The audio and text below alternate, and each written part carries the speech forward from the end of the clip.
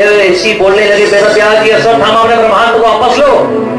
क्यों चलाया? बात बात पर कोई ब्रह्मांड को चलाता है। अश्वत्थामा कहे भगवान ये मेरे को मार डालेगा, जान बचाने के लिए मैंने ब्रह्मास्त्र चलाया। अरे तो तुम तो अब भी मरोगे, ब्रह्मास्त्र भी फूटा तो तुम बचोगे? जिस धरती पर खड़े हो क्या वो बचेगा? स्वयं मरने के बजाय पूरी धरती को खतरे में डाल दी तुमने एक अपने प्राण के लिए। वापस लो। अश्वत्थामा कहे मेरे को वापस लेना आते ही नहीं है। आता नहीं? हाँ, क्योंकि मेरे पिताजी ने मेरे को कभी ब्रह्मास्त्र चलाना सिखाया नहीं, तो मैं जो देखा देखी में सीखा वो भी आधा। बोली आधा ज्ञान खतरनाक होता है। भाई गगरी छलका जाए, कम दिमाग खतरनाक और ज्यादा दिमाग एक सीधे। ये अश्वत्थामा पर लागू हो रहा है। आधा ज्ञान बड़ा खतरा होता है जी। नहीं सही बात, हमारे छत्तीसगढ़ी में से कहानी वो जो मैंने आधा ज्ञान पा जाते थे ना, दी में ज्यादा गड़बड़ करते।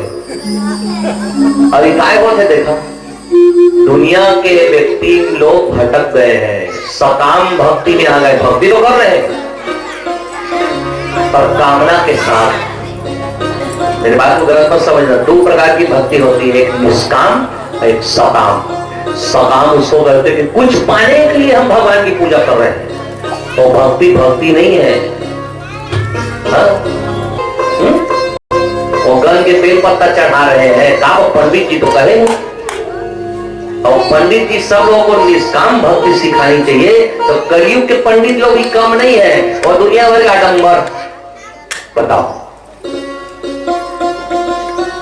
अस्पताल के खटिया में पड़े हैं कोनो महाराज कहोगे महामृत्युंजय जाप कर दो गुरु, हाँ ठीक कर दे वो 500 महाराज।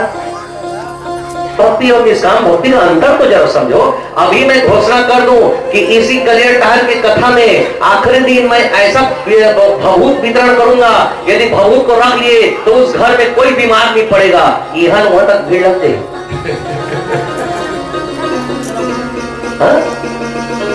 लेकिन मैं वही कहा भभूत ला जे पूरा दिन कथा सुनी, वो एक जगह छोटे पौधे भीतिया मन उदारे लागे। लोग भ्रमित हैं, लोगों को पता ही नहीं कि भक्ति किसका नाम है। लोग सकाम भक्ति कर रहे हैं। ऐसा नहीं करना, भक्ति तो करो लेकिन बिना किसी कामना के, तभी वो शुद्ध भक्ति होगी। ये भक्ति के बदले कुछ मांगना नहीं।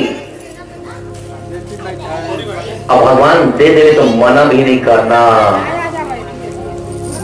इसलिए अगली बार जब भी कुछ करो तो बिना किसी लोभ के करना, तभी आपकी भक्ति भक्ति मानी जाएगी।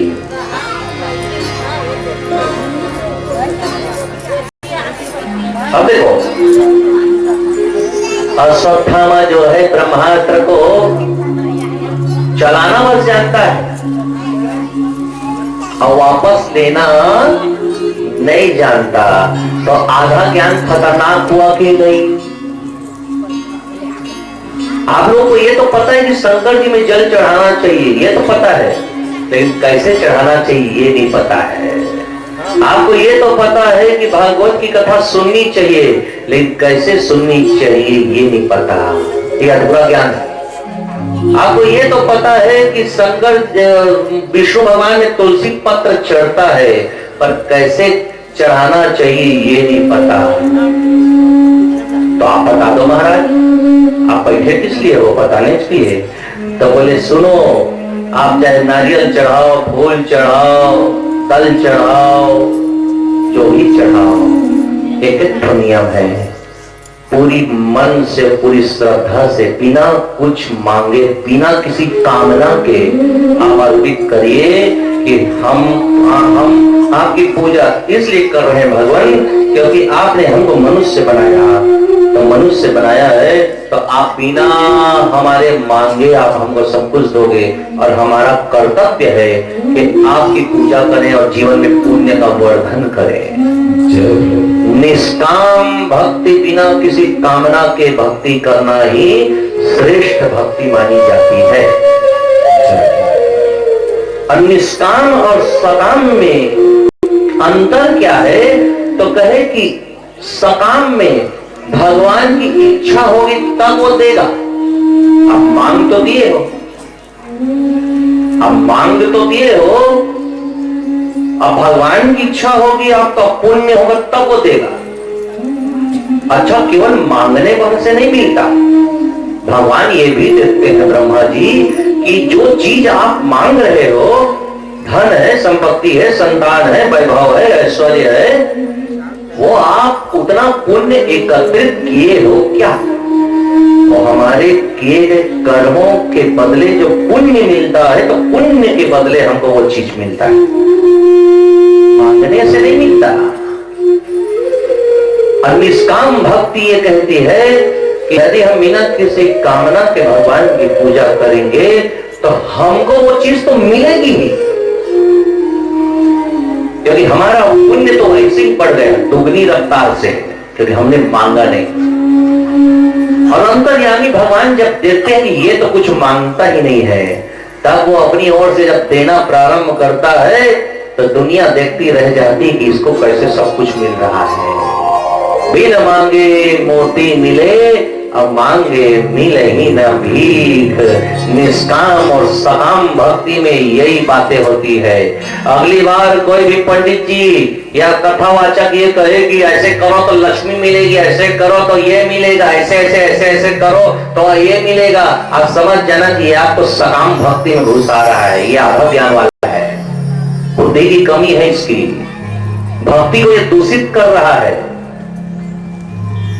भाई दुकानदार के पास गए हम, 20 रुपया दिया, बोले एक पौवा शक्कर दे दीजिए।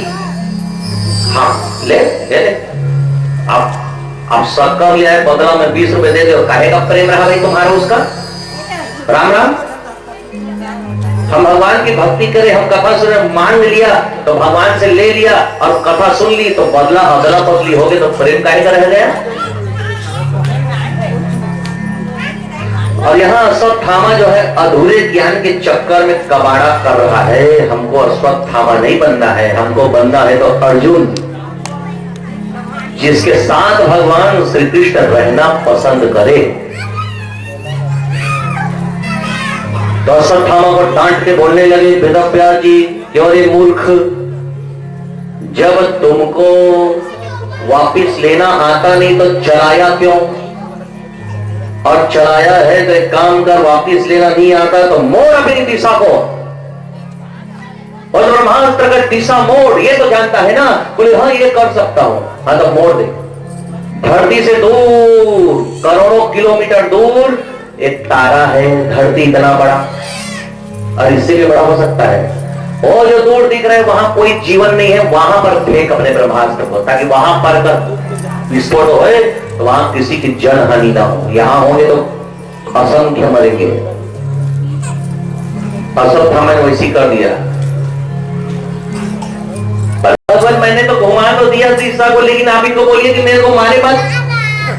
वेदव्यास जी कहने लगे, अर्जुन अब इसको मारना नहीं। अर्जुन का मारेंगे तो मार खाने लायक काम किया है, तो मार नहीं खाएगा, नहीं मरेगा नहीं। भगवान ये कह क्या रहे हैं? वेदव्यास जी कहना क्या चाह रहे हैं? ये कहना क्या चाह रहे हैं? सैल जी कहाँ है? प्रवर जी इनको दीजिए।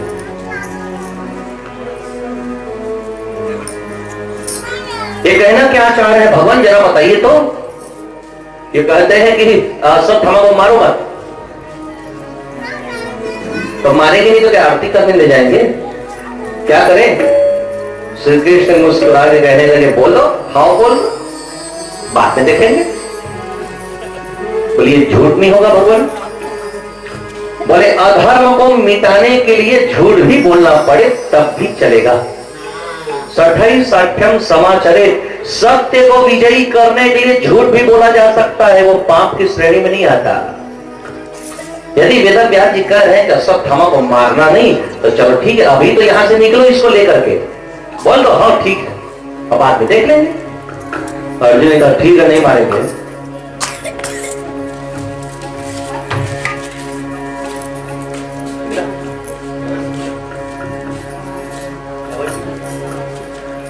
अब वो हुआ क्या, अश्वत्थामा को लेके तो आ गए। अब वहां फिर ऐसा माहौल बना है कि क्या बताएं, सब लोग मारो मारो मारो मारो कह रहे हैं, पूरी प्रजा कह रही मारो मारो मारो। द्रौपदी कहने लगी मारो मत, मत मारो इसको। भीम का अश्वत्थामा को मत मारो बोल रही है, तुम ही बोल रही हो, क्यों बोल रही हो? द्रौपदी कहने लगी कि जिस प्रकार मैंने 5 छोटे बच्चे को मारा है इसने, तो एक माँ का दुख मैं समझ सकती हूँ। और ये अपनी माता का इकलौता पुत्र है। माता कृति जो उस भीड़ में सफेद साड़ी पहन करके बेचारी आंखों से आंसू बरसा रही, क्योंकि पति की मृत्यु महाभारत के युद्ध में हो चुकी है और एक बेटे की आस में ये बेचारी जी रही है। यदि आज आप लोगों ने इसको मार दिया अश्वत्थामा को, तो जैसे मैं दुखी उसी प्रकार एक माँ और दुखी हो जाएगी। मैं नहीं चाहती कि इस धरती में कोई भी मां मेरी स्त्री में आवे। भगवान श्री कृष्ण ने जैसी ये शब्द सुने, मन में कहने लगे वाह द्रौपदी, आज मेरे हृदय में तुमने अपना सम्मान और बढ़ा दिया। क्षमा वीरस्य भूषणम, असली वीर वही है जो बलशाली होते हुए भी क्षमा कर दे। कमजोर लोग तो क्षमा करेंगे, समझ में आता है। यह द्रौपदी यदि एक इशारा कर देती तो अश्वत्थामा को यहां पर जिंदा जला दिया जाता, कोई सुनवाई नहीं होती। एक इशारा हो जाती तो तलवार से इतने टुकड़े होते अश्वत्थामा के लिए गिनती करना भूल जाते। लेकिन शक्ति होते हुए भी क्षमा यदि कोई कर सकता है तो वो है केवल वीर। और असल में वीर द्रौपदी तुम ही हो जो ऐसे अपराधी को भी क्षमा करती हो। भीम आ गया, कहने लगा क्यों क्षमा करेंगे? द्रौपदी तुम पागल हो गई हो, तुम्हारा दिमाग काम नहीं कर रहा? 5 पुत्रों को मारा है ये और तुम कहती क्षमा कर दो। ऐसी सब अपराधियों को क्षमा करते जाएंगे तो फिर इस समाज का क्या होगा, इस देश का क्या होगा यदि अपराधी खुले घूमते रहे तो अपराध करने के बाद? जिस दिन एक अपराधी को सजा मिल गई तरीके से, लोग अपराध करना भूल जाएंगे। अपराधियों के हौसले इसलिए बुलंद रहते हैं क्योंकि उसको करारा जवाब नहीं मिला रहता है। आज उत्तर प्रदेश में क्या हुआ पता है? रामचरितमानस को जला दिया गया। कुछ दुष्टों ने उत्तर प्रदेश में रामचरितमानस की प्रतियों को जला दिया और हिंदू चुप है। जिस दिन हमारे धर्म पर आघात करने वालों को जिंदा जलाना प्रारंभ करोगे, जिस दिन भगवान को गाली देने वाले का सिर कटना प्रारंभ होगा, 2 का काट दो, तीसरे की हिम्मत नहीं होगी। हिंदू इतना कमजोर हो जा रहा है, हिंदू अपने में मरे जा रहा है। दुर्गति का कारण यही है। यदि मुसलमान की उसको तथाकथित भगवान को कोई गाली दे दे तो होता क्या है परिणाम आप जानते हैं। कोई हिम्मत नहीं करता, कोई नेता हिम्मत नहीं करता कि मुसलमान के या किसी दूसरे धर्म के लोगों पर आक्षेप करे। ये जितना भी ये भड़ास निकालते हैं, हम हिंदुओं के भगवान पर ही निकालते हैं, तो जानते हैं कि हिंदू कुछ करेगा नहीं। प्रदेश का मुख्यमंत्री उसके पिताजी है ना, नंद कुमार जी, इनके कई बयान वीडियो आए हैं और ऑन रिकॉर्ड बोलता हूं, डरते तो किसी से नहीं है। यदि हिंदू सशक्त हो जाए तो ये गद्दी में बैठता तो क्या अपने घर में ना बैठ पाए। इसलिए अपने घर की जिम्मेदारी के साथ साथ धर्म की जिम्मेदारी भी निभाना सीखो, जवाब देना सीखो। चुप रहने से कुछ नहीं होता। हर जगह चुप रह जाओगे तो फिर ये कायरता की निशानी है। एक बार कोई आपको गाली देवे तो सह जाओ, लेकिन यदि आपके धर्म को गाली देवे, ये तो बुजदिली ही है। शास्त्र कहता है कि यदि भुजा में शक्ति है तो उसका गर्दन उसके कंधे पर नहीं रहना चाहिए, और यदि नहीं है शक्ति तो चुपचाप वहां से निकल जाओ। सुनते मत रहो, सुनते मत रहो। तो देखो इतना चिल्ला रहे हैं, गला बैठ गया, लेकिन आप सब ताली बता रहे हैं कि आप कितना वीर हो।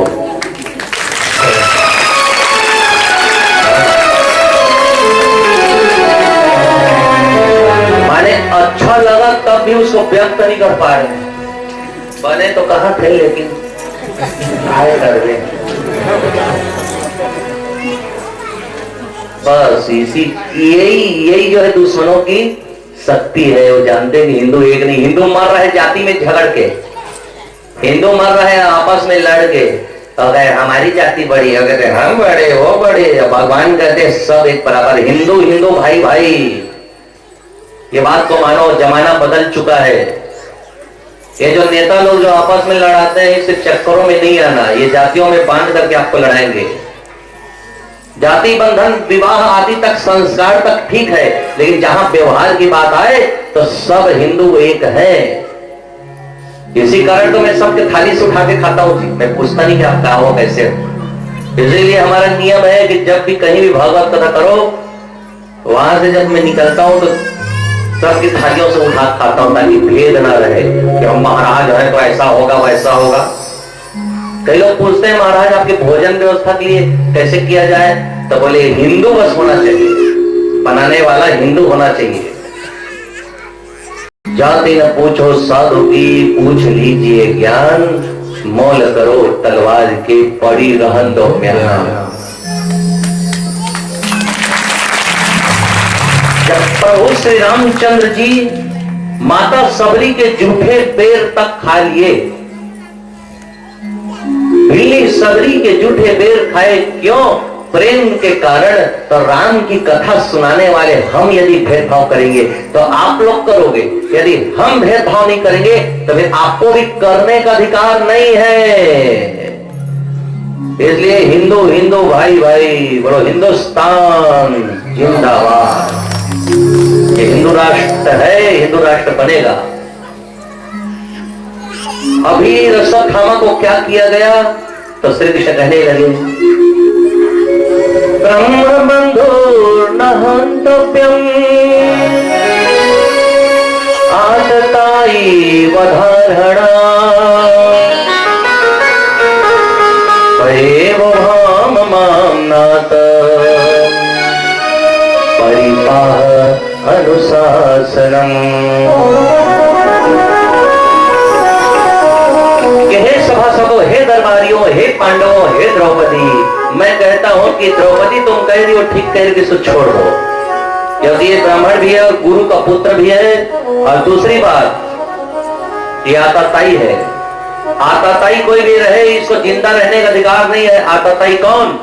गौ ब्राह्मण संत और सत्संगी की हत्या करने वाला, उसकी निंदा करने वाला, भगवान के मंदिर तोड़ने वाला, गौ को खाने वाला, ये बच्चों को मारने वाला, जहर किसी को धोखे से खिलाने वाला, किसी की दूसरे की संपत्ति में आग लगाने वाला, ये सब जो है आताताई की श्रेणी में आते हैं और इनका वध करने में पाप नहीं है। इसलिए इसको मारा भी जाए, इसको छोड़ा भी जाए। बोले मारा भी जाए छोड़ा भी जाए कैसे? बोले वो हम जानते हैं। मस्तक की मणि निकाल ली, तेज निकाल लिया, अच्छा मणि भीतर में है, अब मणिहार साथ तो मणि को हेल लो, पागल रहता है, इधर उधर घूमता है, हाँ? वो मर भी नहीं सकता, मेरा मणि खो गया जी, मेरा मणि कहाँ गया जी, फिर वो इधर उधर घूमेगा। मणिहार सांप कई महीना से खाएगा पिएगा नहीं, हाँ? बस इसके मणि को निकाल